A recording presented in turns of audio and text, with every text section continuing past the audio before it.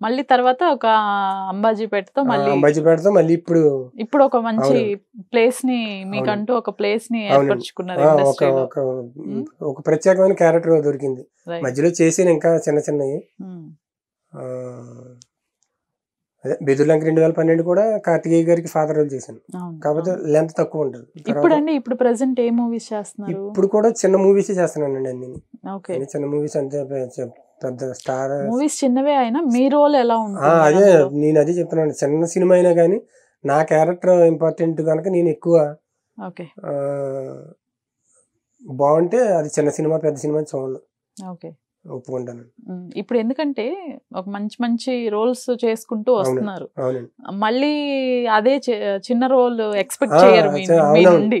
అందుకని నేను ఇప్పుడు ప్రెసెంట్ మన నాగబాబు గారు అమ్మాయి నిహారిక మేడం ఉన్నారు కదా, ఆవిడ పింకెళ్ళి పెయింట్ అని ఒక ప్రొడక్షన్ పెట్టారు.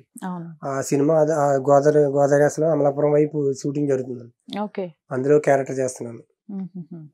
అందులో కూడా మంచి రోల్ అది. అలాగే ఒక వెబ్ సిరీస్ ఒకటి చేస్తున్నాను, లవ్కి ఎంటర్టైన్మెంట్. ఇప్పుడు బెదుర్లంక 2012 ఉంది కదా, ఆ ప్రొడక్షన్ వాళ్ళే వెబ్ సిరీస్ చేస్తున్నారు. అందులో రేణుదేశాయ్ మేడం లీడ్ రోల్ చేస్తున్నారు. ఆవిడతో కాంబినేషన్ లో అందులో కూడా hero father role web series. అది ఆల్మోస్ట్ రెడీ అవుతుందండి. నాకు తెలిసి ఇండస్ట్రీలో సర్కిల్ అంటే ఉన్న వాళ్ళందరికీ సుకుమార్ గారికి మీకు ఉన్న బాండింగ్, మీరు సుకుమార్ పర్సన్ అని, ఆర్టిస్ట్ అని అందరికి తెలుసండి. ఇప్పుడు ఈ మధ్య తెలిసింది. ఇంకా మొన్న స్టేజ్ పైన చెప్పినప్పటి నుంచి అందరికి తెలుసు. బిఫోర్ తెలీదండి? అంతకు ముందు అంటే ఊరికే సర్కిల్ వరకు తెలుసు, మొత్తం ఇండస్ట్రీ తెలియదు. అది నేను కూడా ఎవరికి చెప్పేవాడు కాదు. అంటే ఎందుకు ఎందుకంటే ఫస్ట్ లో ఇప్పుడు ఆర్య తర్వాత ఒకసారి ఆఫీస్కి వెళ్తే, మన ప్రసాద్ గారి ఆఫీసే ఎస్విసిసి ఉంది కదండి, మామూలుగా ఆయన ఫోన్ చేసి చెప్పాడు, ఒరే ఆఫీస్కి వచ్చారా అన్నాడు సుకుమార్ గారు. నేను వెళ్ళిపోయాను ఊపుకుంటా. ఆయనకి తెలియదు, నన్ను ఆపుతారని నాకు తెలియదు. మన సుకుమార్ ఆఫీస్ కదని చెప్పి వెళ్ళిపోతాను లోపలికి. ఎవరో మేనేజర్ కాకేసి కోపడ్డారు అన్నమాట. ఎవరా నువ్వు ఇంకా చెప్పడం లేదా, వెళ్ళిపోతున్నావు అంటే నాకు షాకు. అంటే మన సుకుమార్ ఆఫీస్ నన్ను ఎవడు ఆపుతాడు అనుకున్నాను. కానీ తప్ప వాళ్ళది కాదు, నేను తెలియదు కదా వాళ్ళకి. అలా కదండి, సుకుమార్ రమ్మన్నాడు అంటే సుకుమార్ రమ్మంటాడు, ఎవరు నువ్వు అన్నాడు. మొత్తం చెప్పుకు రావాల్సి వచ్చింది. అలా కదా సుకుమార్ నేను ఫ్రెండ్, ఎందుకే అందరూ ఇదే మాటలు చెప్తారు అని ఇంకో ఎవరికి కుర్రోడికి అప్పు చెప్పి ఒకసారి సార్తో చెప్పవా ఎవడో వచ్చాడని అన్నాడు పుసుకుని. నాకు సౌండ్ లేదు. అప్పుడు అర్థమైంది అన్నట్టు, మనం తెలియదు కదా ఎందుకని. అప్పుడు నాకు బలు వెలిగింది, మనం తెలియదు కదా, మర్యాదగా వచ్చి ఏమన్నా సుకుమార్ గారు పిలిచారు, నేను ఊరి నుంచి వచ్చాను అంటే పంపిస్తారో లేకపోతే ఆయన పిలవడం ఇది చెప్తారు. నేను డైరెక్ట్గా వెళ్ళిపోతే మరి నాది కరెక్ట్ కాదు కదా. నేనేమో ఏదో మన సొంత ఇంట్లో వెళ్ళిపోయినట్టు వెళ్ళిపోయింది. అప్పుడు షాక్ తిన్నాను అనమాట, అమ్ము ఇలా ఉంటుందా అని. అప్పటి నుంచి ఇంకా ఆయన గురించి ప్రస్తావన చేయడం కానీ. కాల్ చేశారా సుకుమార్ గారికి? లేదు, అప్పుడు కుర్రోడు వచ్చి పిలుస్తున్నారు సార్ అని చెప్పి తీసుకెళ్ళాడు నన్ను. తీసుకెళ్తే అప్పుడు పైన ఇంకా ఆయనతో కూడా చెప్పలేదు నేను, కింద ఇలా కోపడ్డారు. ఎందుకు తెలిసి అర్థమైంది నాకు, తప్పు నాది, అలా రాకూడదు, ఆయన స్థానం అది అని అర్థం చేసుకుని ఇంకేం చెప్పకుండా వచ్చాను. అంటే ఆయన కూడా పెట్టి తీసుకెళ్ళాడు. అప్పటి నుంచి అలా తెలుసున్న వాళ్ళు వరకే తెలుసు సుకుమార్ ఫ్రెండ్. ఆర్టిస్ట్లని కూడా తెలియదు, అంటే నేను ఒక క్యారెక్టర్ చేస్తాను అని. ఆ ఎక్స్పీరియన్స్తో నేను ఇంకా ఎవరితో చెప్పుకోవడం మానేశాను. ఇంకా సుకుమార్ ఫ్రెండ్ అని నేను అని వేస్ట్. టక్కనే వచ్చిన ప్రతి ఓడు ఇదే మాట, సుకుమార్ ఫ్రెండ్ అనే ఊరి నుంచి వచ్చాను ఏంటిది అన్నారు. నా ఫ్రెండ్ అని నేను నా ఫ్రెండ్ అని చెప్పుకోవడం కూడా తప్పేనా అనుకుని, సరే నేను తెలియదు కదా అనుకుని. ఇలాంటివి ఇంకేమైనా ఎక్స్పీరియన్స్ చేశారండి షూటింగ్స్ టైంలో కానివ్వండి? యాక్టింగ్ టైంలో అంటే ఏముంటాయి చిన్న చిన్న, ఇంకా అన్నీ మామూలే.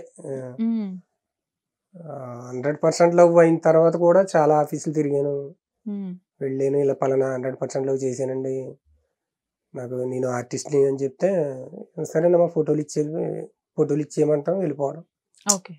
ఇంకవన్నీ స్ట్రగుల్ మామూలే అండి. ఇంకా అది కొత్తగా హట్ అయిపోయేంత స్ట్రగుల్ ఏం పడలేదు. పడేదంతా మీ ఫ్రెండే పడ్డాడు? అన్నీ ఆయనే పడ్డాడు. ఆయన రెడీ చేసి మొత్తం ఆయకుడిని తయారు చేసి ఉంచాడు, నేను వచ్చి తిన్నాను అన్నట్టు అలా ఏం కాదులేండి, మీ కష్టం మీరు ఒకవైపు నుంచి ఉందిలే. లేదు లేదు, అంటే నేను ఓన్గా ఇప్పుడు నేను ఇవాళ అవకాశం వచ్చింది కనుక ఆ అవకాశాలు నాకు ఇస్తున్నారు. నేనంటూ ఒకడు ఉన్నానన్న విషయం ఇండస్ట్రీ తెలియదు కదా, ఆయన ద్వారా రాబట్టే కదా. అంతేలేండి. ఆ తర్వాత రాజావారి రాణి గారు సినిమా నుంచి నేను పాపులర్ అయ్యానంటే అది రవికిరణ్ గారికి చెప్పాలి కృతజ్ఞత. ఎందుకంటే ఆయన కూడా నన్ను ఎందులోని చూడలేదు. ఎవరో ప్రదీప్ అనే కుర్రోడు చెప్పడం, నన్ను తీసుకెళ్ళడం, నన్ను చేయించడం జరిగింది. అది అనుకోకుండా హిట్ అయింది. అసలు ఇదంతా ఒక ఎత్తు, ఊర్లో మీ ఫైనాన్షియల్ కండిషన్స్ కానీ అవి ఎలా ఉండేవి? అంటే పొలం ఉండటం, ఇల్లు అవన్నీ ఉండేవా? ఏం మాకు పూర్ ఫ్యామిలీ అండి, ఏం లేదు. మా నాన్నగారు రైతు, ఆయన కష్టపడి బతికారు ఇంకంతే. అందుకే నాకు చదువు కొనసాగించడానికి సాగలేదండి. అప్పట్లో నేను చదువుకుని ఊరికే బోర్డు స్కూల్లోకి వెళ్ళినప్పటికే మా అమ్మగారికి హెల్త్ ప్రాబ్లం అయింది. హెల్త్ ప్రాబ్లం అయ్యి ఆవిడ మంచం మొత్తం బెడ్ రెస్ట్ అనమాట. ఇంకా ఆవిడ ఏం లేచేవారు కాదు. ఆ చిన్న వయసులో నాకు ఇంత 8 సంవత్సరాలు 9 సంవత్సరాల వయసు. ఆవిడని చూసుకోవటం, మళ్ళీ వంట కూడా చిన్నప్పుడు వంట కూడా నేనే చేసుకునేవాడిని. దాంతో చదువు ఆగిపోయింది. ఆ రంగం నాకు చదువు ఆగిపోయింది. చెప్పాలంటే చదువు బాగానే చదివండి, చదువు అంటే ఇంట్రెస్టే నాకు. కానీ అప్పట్లో బాధ్యత తీసుకోవాల్సి వచ్చింది. మా నాన్నగారికి ఆయన సపోర్ట్ ఉండవలసి వచ్చింది పొలాల్లో. అలా నాకు చదువు ఆగిపోవడం, తర్వాత కొన్నాళ్ళు మా అమ్మగారు చనిపోవడం. ఇంకా ఆ తర్వాత నేను అప్పుడు మోటార్ ఫీల్డ్లో ఏదో ఒకటి, అంటే వ్యవసాయం కాకుండా ఏదైనా నేర్చుకోవాలి. చదువు ఎలాగా నేర్చుకోలేకపోయాను, ఏదో కృషి ఉండాలి అని. ఇంకా అప్పట్లో ఏది ఉంటుంది, షెడ్లో మెకానిక్ నేర్చుకున్నాను. అప్పుడు స్ట్రగుల్ పడ్డాను, ఇండస్ట్రీకి వచ్చాక స్ట్రగుల్ పడ్డా. అప్పుడు మెకానిక్ చేసాను. వాళ్ళు డబ్బులు ఏమి ఇచ్చేవారు, నేర్చుకుంటుంటే డబ్బులు ఇవ్వరు కదా. అట్లా వెళ్ళేవాడిని, భోజనం పెట్టేవారు, ఆ భోజనం కోసమే చేసేవాడిని. అలా అలా అలా ఇంకా అంతే. తర్వాత నేను డ్రైవింగ్ నేర్చుకుని ట్రాక్టర్లు, లారీలు, అప్పుడు కొంచెం పర్వాలేదు, సెటిల్ అయ్యి కొంచెం సంపాదిస్తున్నాను అనేసరికి పెళ్లి చేశారు. ఎంతమంది అండి పిల్లలు? ఒక పాప అండి. ఏం చేస్తుంది ఇప్పుడు రీసెంట్ గా జాబ్ వచ్చింది, యానిమేషన్ కోర్స్ చేసింది. ఏం చదివింది? డిగ్రీ యానిమేషన్, డిగ్రీలోనే యానిమేషన్ చేసింది. జెమ్ టెక్నాలజీస్ అని మన కొండాపూర్లో ఆఫీస్ ఉంది, జాబ్ వాళ్ళే ఇచ్చారు, కాలేజీ తరఫు నుంచి వచ్చింది, చేస్తుంది. ఎక్కడండి ప్రెజెంట్? ఇప్పుడు ఎక్కడ ఉంటున్నారు? ఇప్పుడు ఉండేది ఇక్కడ కృష్ణానగర్, యూసఫ్ కూడా కింద, అది జవహర్ నగర్. ఇప్పుడు ఎలా ఉంది మరి కండిషన్? ఇప్పుడు అంతా సెట్ అయిపోయినట్లేనా? ఇప్పుడు మరీ రిచ్ కాదు కానీ పర్వాలేదు, ఒకప్పుడు ఉన్నది బెటర్. స్టెప్ బై స్టెప్ ఎక్కిన తప్ప మళ్ళీ కిందకి రాలా. సొంత ఇల్లు కానివ్వండి, ఇంకా అంతవరకు వెళ్ళలేదండి. సొంత ఊర్లో ప్లేస్ ఉంది కానీ ఇక్కడ ఏం కొనలా. ఊర్లో ఏమన్నా కొన్నారా? ఊర్లో కూడా ఏం కొనలా. పర్వాలేదండి, ప్రస్తుతానికి ఇబ్బంది లేకుండా